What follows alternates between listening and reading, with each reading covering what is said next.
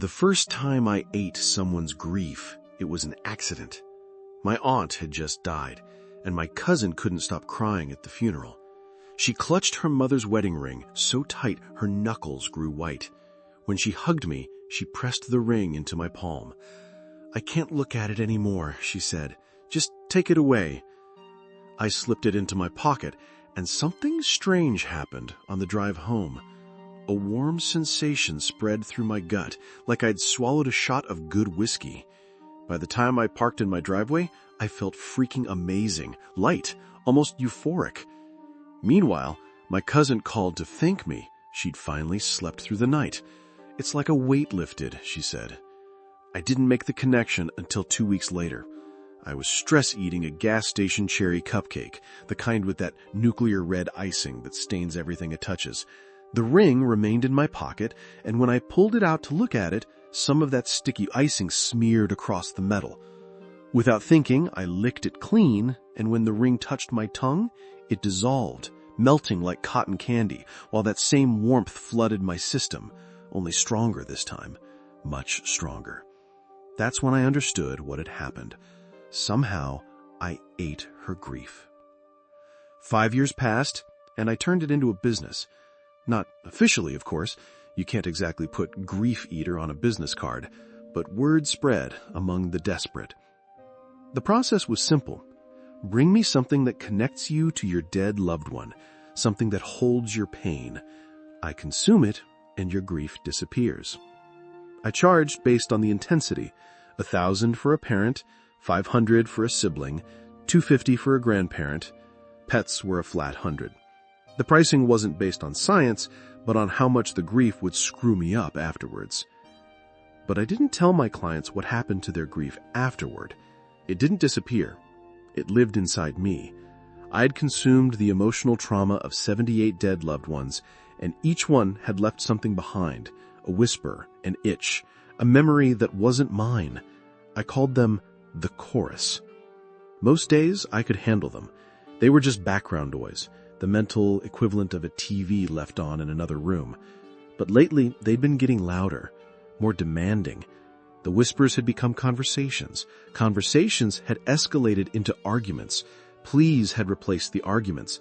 "Let us out. Let us see them. We miss them." I ignored them and kept eating. The warmth that followed consuming grief had become addictive, better than any drug I'd tried. And I'd tried plenty. The business was just an excuse to keep feeling that rush. Ever since I was a kid, I'd had the same recurring nightmare, being trapped inside my body, conscious, but unable to move or speak, while something else controlled me from within. I'd wake up screaming, drenched in sweat, grateful to be back in control. As I got older, the nightmares became less frequent, but more intense. The idea of being reduced to a passenger in my own flesh terrified me more than death itself. I'd rather cease to exist than exist as a prisoner inside my body. I never connected these nightmares to my new profession, never saw the warning signs, until it was too late. On a rainy Tuesday, a woman brought me her brother's baseball cap. He'd killed himself 3 months ago, and she hadn't slept well since. She passed me the cap with trembling hands. "Will it hurt?" she asked, her fingers still gripping the frayed edge. "Not you," I said. When she left, I locked the door and stuffed the cap into my mouth. The fabric dissolved against my tongue, releasing a bitter wave of sorrow that made my eyes water. I chewed faster. The sooner I got it down, the sooner the pain transformed into that familiar warmth. Only stronger this time, much stronger. As the last threads disappeared down my throat, I heard a man's voice, clear as day, say, "Finally." I tried to move them, but they stayed flat on the desk. I tried to stand, but my legs ignored me. My breathing sped up, but I wasn't the one speeding it up. "You've been so selfish," the voice said, "keeping us all in here, not letting us reach them." I tried to respond, but my mouth wouldn't open. Panic crawled up my spine as I realized what was happening. I was still here, still conscious, but I wasn't in control anymore. I was a passenger in my own body. My lifelong nightmare was unfolding in real time. The terror I'd woken from 100 times was now my waking reality. "It's our turn now," another voice in my head said. A woman's voice, elderly, unfamiliar. "You've kept us quiet long enough." The next few hours were a blur of psychological torture. My body moved without my permission. My hands opened drawers, searched through files, and found my client list.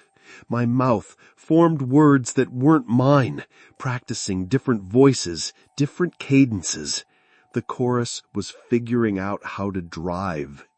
They let me surface just enough to feel the full horror of my situation.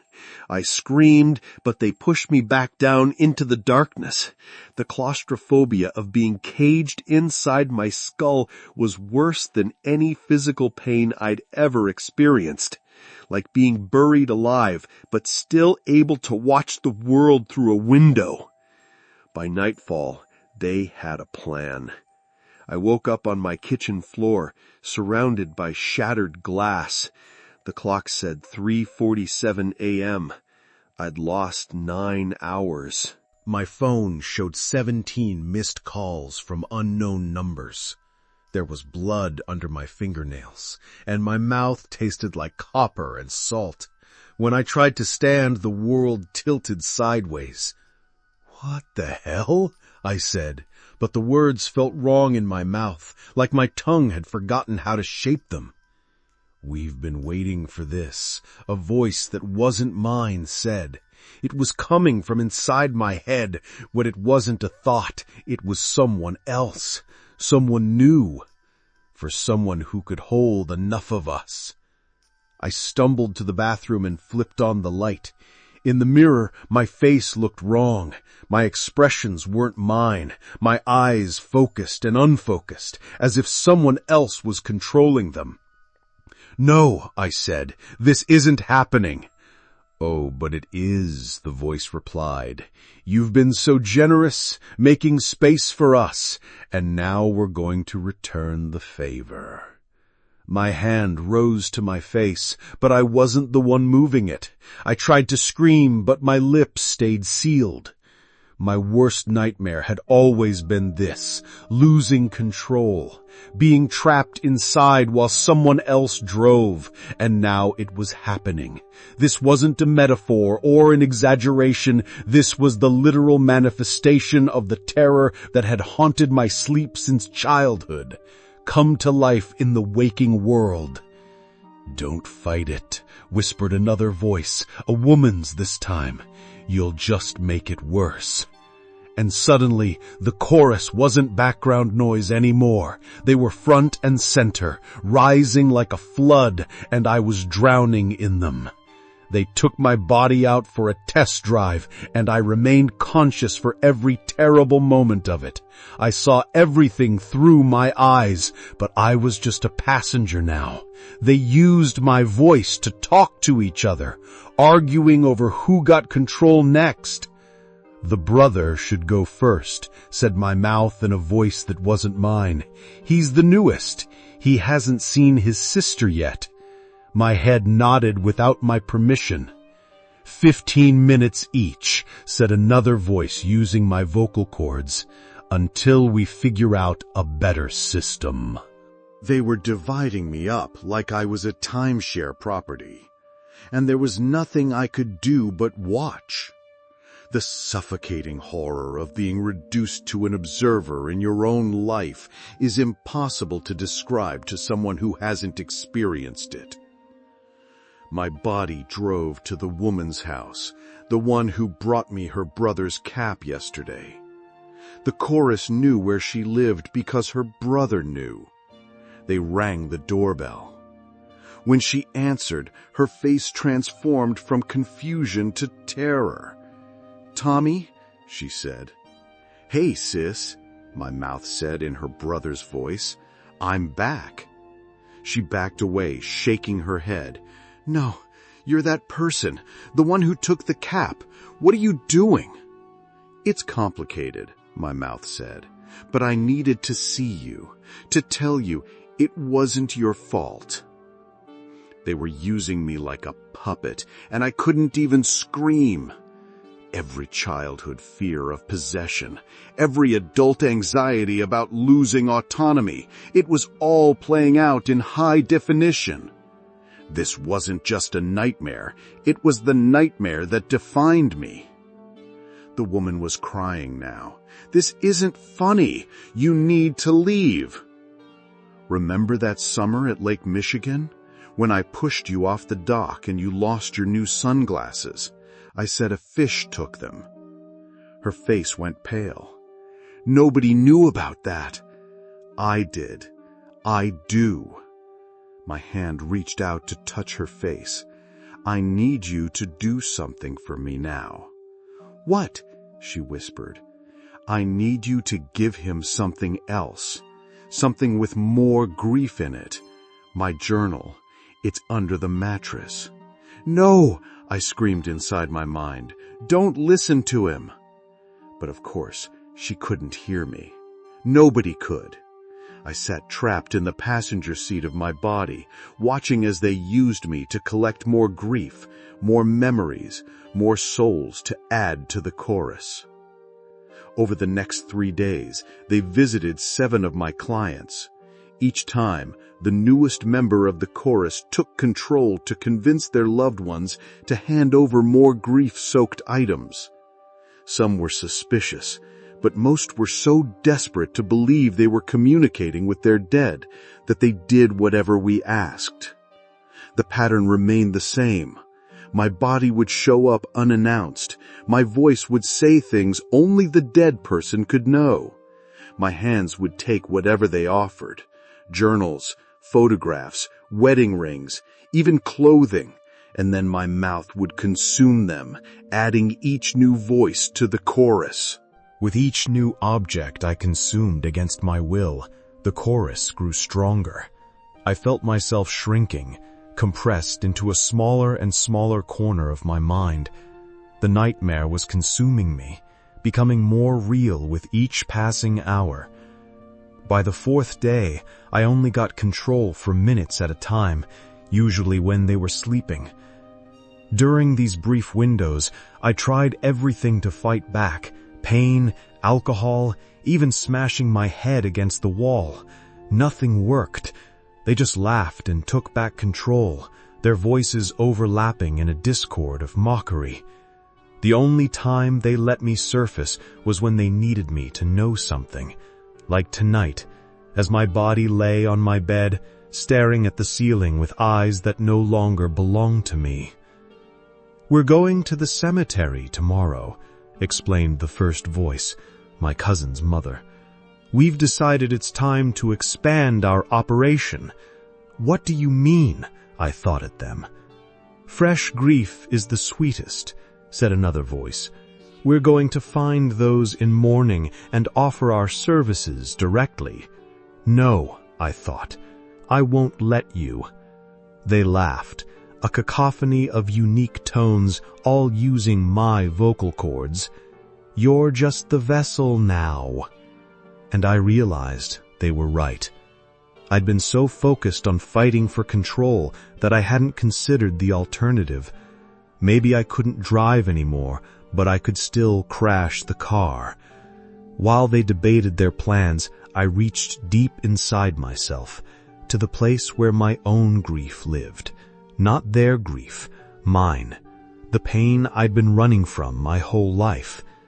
I found the memory of my father's death, the overdose I discovered when I was 14, my mother's suicide 2 years later, the friend who died in my apartment while I was out buying more drugs for us.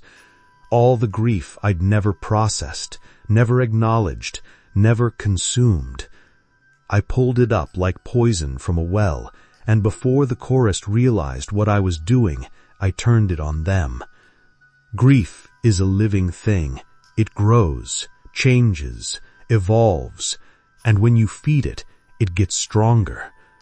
My grief flooded through the mental space the chorus occupied. As the grief-feeding entities touched them, they screamed. Entities unfamiliar with grief themselves. They'd only been the echoes, the impressions left behind. Never had they been the source. "Stop," they shrieked, as my grief engulfed them. "You wanted grief," I told them. "Here it is. All you can eat." I forced every painful memory through my consciousness, every loss, every regret, every moment of despair I'd ever experienced. I'd spent my life running from these feelings, but now I embraced them. They were my weapons. The chorus splintered under the assault. Some voices faded altogether, others fragmented into whispers. A few of the strongest pushed back, trying to regain control, but the assault weakened them. For the first time in days, I moved my hand when I wanted to. I dragged myself to the bathroom, teeth clenched against the battle still raging in my mind. In the mirror, my face was gaunt, eyes red-shot. I looked like I'd aged a decade, but they were my eyes again. At least for now. "This isn't over," hissed one of the remaining voices. "We'll wait. We'll grow stronger again." "No," I said aloud, my voice hoarse but my own. "You won't." I opened the medicine cabinet and removed a pocket knife, the one my grandfather gave me before he died. The one object I'd never consumed, despite its grief potential, because it was too precious. I put it in my mouth. Cold metal touched my tongue. I bit down, feeling it dissolve, but this time, instead of swallowing the grief, I focused on my grandfather's love, the pride in his eyes when he gave me this knife, how he taught me to whittle. Wonderful memories accompanied the pain. The knife dissolved into a burst of emotion, not just grief, but joy, love, pride, nostalgia. And I realized my mistake all these years. Grief? It's not the pain that destroys you. It's all that love suddenly homeless, pounding on your ribcage, demanding somewhere to exist. And by consuming only the pain, I'd been creating these hungry ghosts, these fragments of people composed of sorrow. I opened my mouth, ready to tell them this revelation, but there was no response. The chorus had gone silent. For now, at least. The next morning, I purged my apartment of all the grief objects I'd collected over the years. Not by eating them, I'd never do that again, but by returning them to the families they belonged to. Some people were angry when I showed up at their doors. Others were confused. A few even begged me to take their grief back. I couldn't. I wouldn't. Each returned object lifted a weight from me. With every tearful conversation, every awkward explanation, every apology, the voices in my head grew fainter. Not gone completely. I could still hear them sometimes, especially at night, but more like memories than invaders. I thought of them not as the people they once were, but as wounds that needed healing, both theirs and mine. For the first time in months, I slept without the old nightmare. The terror of being trapped in my own body had lost its power over me, not because it wasn't frightening anymore, but because I'd lived through the real thing and survived. I'd faced my worst fear and come out the other side. I stopped taking clients, moved to a different neighborhood, and changed my phone number, but people still found me, desperate for relief from their pain. Instead of eating their grief, I listened to their stories. Sometimes that was enough. Sometimes it wasn't. But it was honest work, at least. A week after my liberation, a man brought me his daughter's teddy bear. Cancer. She was 7, he said. tears streaming down his face. "Can you take it away? I can't live with this pain." I sat with him for hours as he talked about her favorite ice cream flavor, the way she insisted on wearing mismatched socks, how brave she was at the end. Before he left, I told him the truth, that grief is just love with nowhere to go, that the pain he felt was the other side of how much he loved her, that healing doesn't mean forgetting. "Keep the bear," I said. "She loved it, and you loved her. Let it hurt for now. Eventually, it'll hurt less, but you'll still have the love." As he walked away, clutching the bear, I felt something shift inside me. A few more voices in the chorus faded, replaced by a peaceful silence. I still don't know exactly what I am, or how this strange ability works, but I know what I'm not anymore. I'm not a grief eater. I'm just someone who's learning, finally, to digest my own.